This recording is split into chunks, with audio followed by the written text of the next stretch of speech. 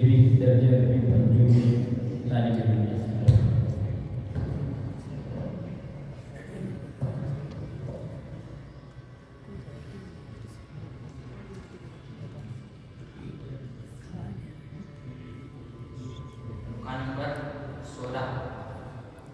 رکعہ number 16 فعل امر کی تعریف اور امر حاضر بنانے کا قاعدہ بیان کرو۔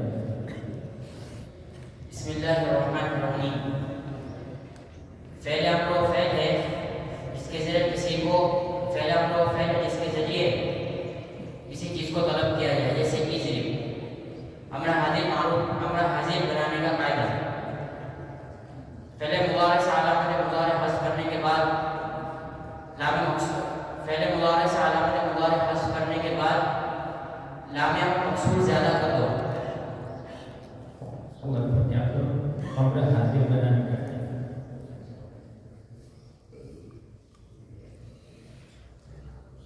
فعل مضارع سے علامت مضارع حذف کرنے کے بعد دیکھو کہ پہلا حرف ساکن ہے یا متحرک۔ اگر پہلا حرف متحرک ہے تو آخر کو ساکن کر دو۔ اگر حرف علت نہ ہو جیسے تدعو سے ادعو، تربی سے علمی، تخشا سے اخشا، اور اگر پہلا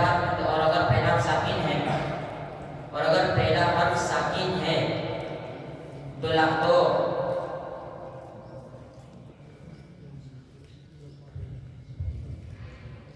سوال نمبر 2 ثلاثی مزید فی کے ابواب کتنے ہیں بتاؤ۔ ثلاثی مزید فی کے 6 ابواب ہیں۔ سمع یسمع، فتح یفتح، کرم یکرم، حسیب یحسب اور ضرب یضرب۔ سوال پر توجہ دیجیے، ثلاثی مزید فی کے ابواب کتنے ہیں؟ ثلاثی مزید فی کے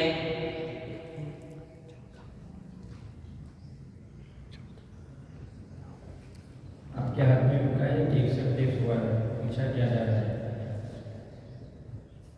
سوال نمبر 3 لن کا لفظی عمل بیان کرو۔ لن کا لفظی عمل فعل مضارع کے 5 صیغوں میں فعل مضارع لن کا لفظی عمل فعل مضارع کے 5 صیغوں کو نصب دیتا ہے۔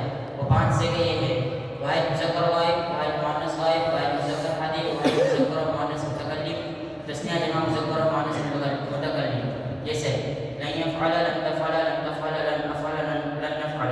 اور 7 صیغوں 4 تثنیہ، 2 جمع مذکر غائب و حاضر اور 1 واحد مؤنث حاضر کو حاضر سے منعرب میں گرا دیتا ہے، جیسے لن یفعل، لن تفعل، لن تفعل، لن تفعل، لن یفعلوا، لن تفعلوا، لن تفعلوا۔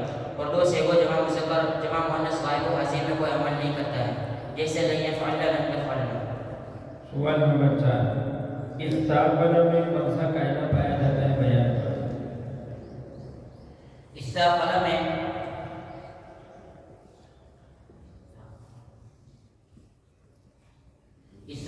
باب افتعال کا ایک قاعدہ پایا جا رہا ہے کہ اگر باب افتعال کے فا کلمے پر تا، ثا، جیم، دال، دال، را، زا، سین، شین، صاد، ضاد، طاء میں سے کوئی حرف واقع ہو، تو باب افتعال کوئی حرف واقع ہو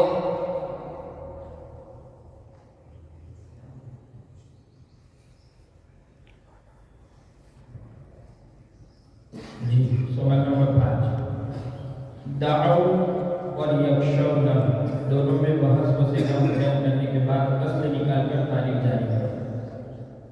پہلے دعون میں پھر اس کے بعد یخشون میں جاری کرو۔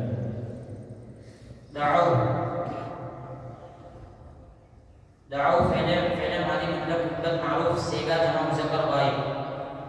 دعو اصل میں دعو تھا۔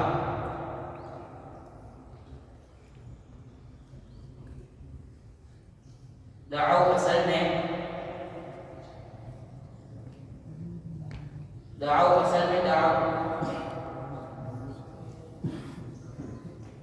یعنی یخشون میں یخشون